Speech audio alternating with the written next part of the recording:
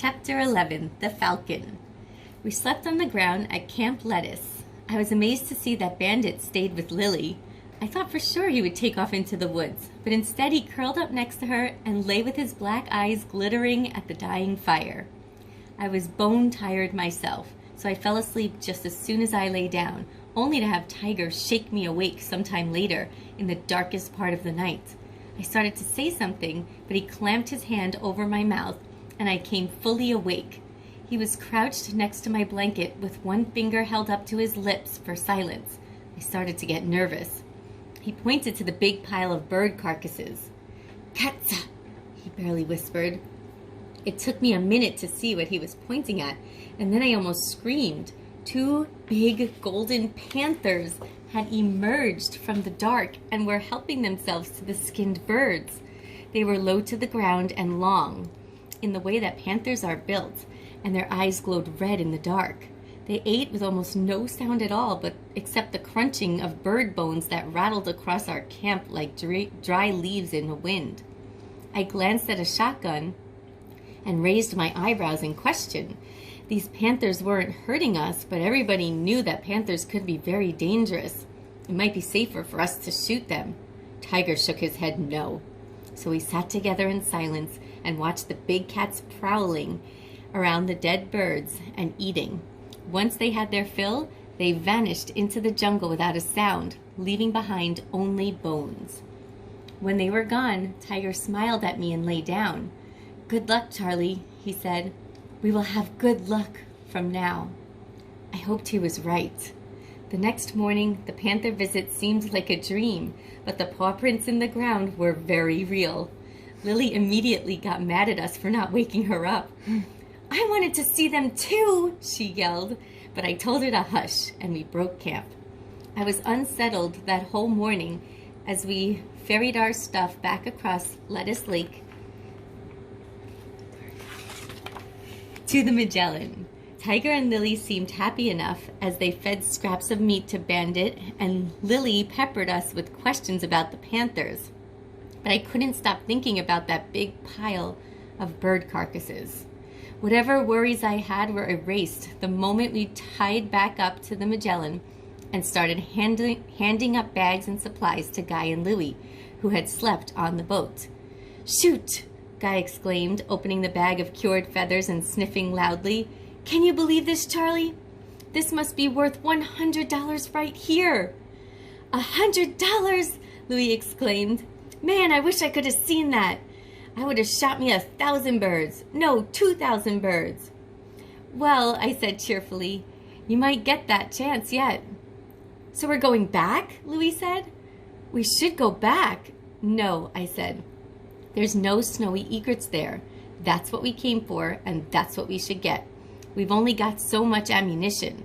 Remember, Samuelson said the snowy egret rookery is in Pahaoki." "Oh, all right, if you say so," Louie said. Once we had everything stowed away, we lifted anchor to sail back down Cypress Creek, out the Hillsborough Inlet, and south. This time we were heading for Biscayne Bay, about 30 miles down the coast. The day was crisp and clear with a solid northwest wind behind us the entire voyage.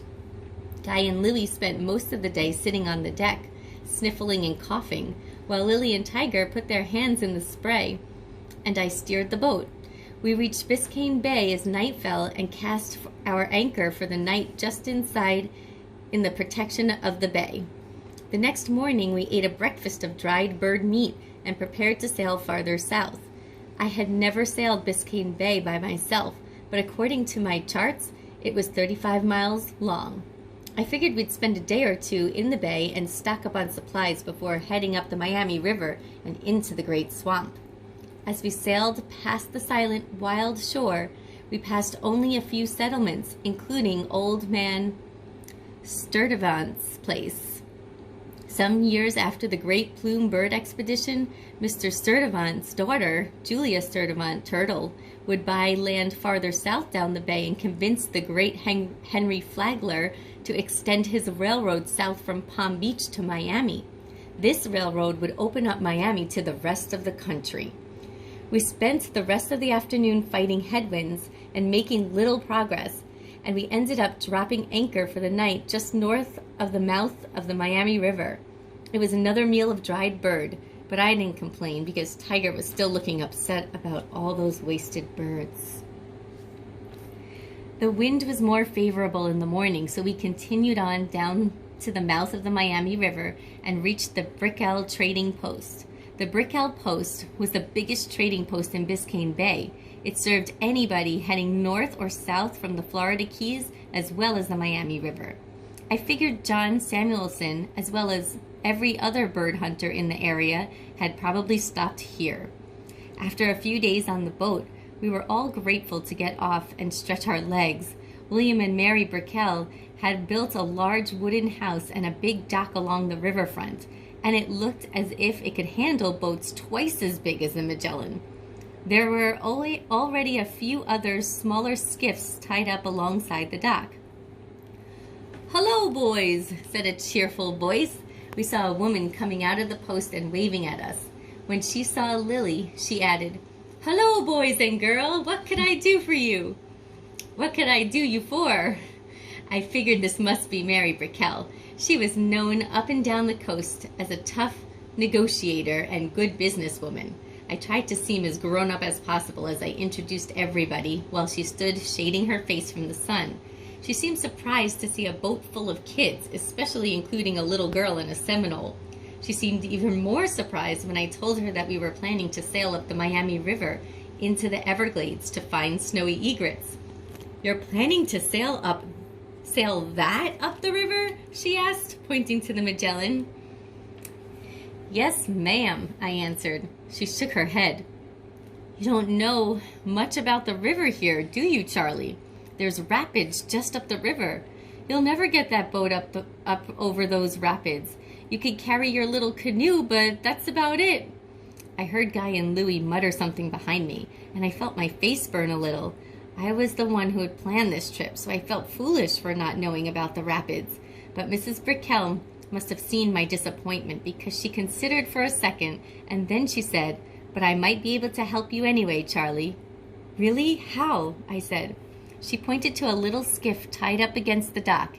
It was a light boat with a single mast that looked big enough for 3 people, plus supplies, but small enough that we could carry it if we had to. "I can sell you that little boat right there. She's called the Falcon. Matter of fact, it was another plume hunter that left it here in exchange." "Oh," I said, "I don't know if we have that much money." "Well, you must have something," she said. "You can't very well expect to get a boat for nothing." I was still thinking when Lily piped up behind me. "Charlie, what about those plumes? Don't we have loads of plumes already?" "Plumes?" Mrs. Brickell said. "That might work, depending on what you've got." So we opened the boxes and let her take a look at the plumes we'd collected at Lettuce Lake. They were dried and packed tight, but they hadn't lost any of their color. She looked pretty satisfied and told us that prices were still going up.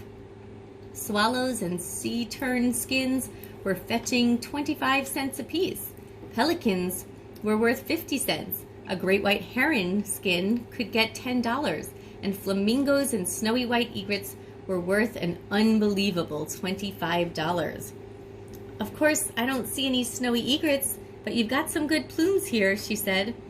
"I think we can make a fair deal all around. Plumes for the Falcon." We worked out an exchange, and I thought we paid a pretty fair price for the Falcon. Mrs. Brickell even said we drove a hard bargain. This was the first time I'd seen how much plumes were worth. It was hard to believe we'd brought ourselves a little boat for just one afternoon's worth of work. If we could only find the snowy egrets, I was sure we'd have more than enough money to save our island. After we finished our deal, we went inside the trading post to stock up on provisions and find some medicine for Guy and Louie, who were still keeping us awake all night with their snoring and sneezing. The post was a popular trading place, with a post office and shelves filled with types of dried foods, hardware, and clothing. Mrs. Brickell also said that Seminoles often came down the river to trade with her. She had huge stacks of alligator skins and furs from the Seminoles, and she also stocked calico, beads, and utensils the Seminoles wanted. We bought canned beans, more ammunition, and splurged a little on rock candy. Lily made everybody laugh when she let Bandit lick a little sugar from her finger. I was also happy to find quinine and laudanum for Guy and Louie. Laudanum is a pain reliever made with opium, and quinine is a white, bitter, slightly water-soluble alkaloid obtained from cinchona bark. It was used to treat malaria, which was pretty common in the swamps. Guy and Louie took the medicine as I handed it over, making faces at the bitterness and awful taste. It wasn't long before we had loaded our new provisions back onto the Magellan and hooked up a tow rope for the new Falcon. Mrs. Brickell wished us well as we cast off our lines and turned west, heading up the Miami River for the Everglades. I was proud as we sailed up the river. I felt sure we'd meet with success now, and we looked like a real expedition with our new little boat bobbing behind the Magellan and the sails up to catch the afternoon breeze.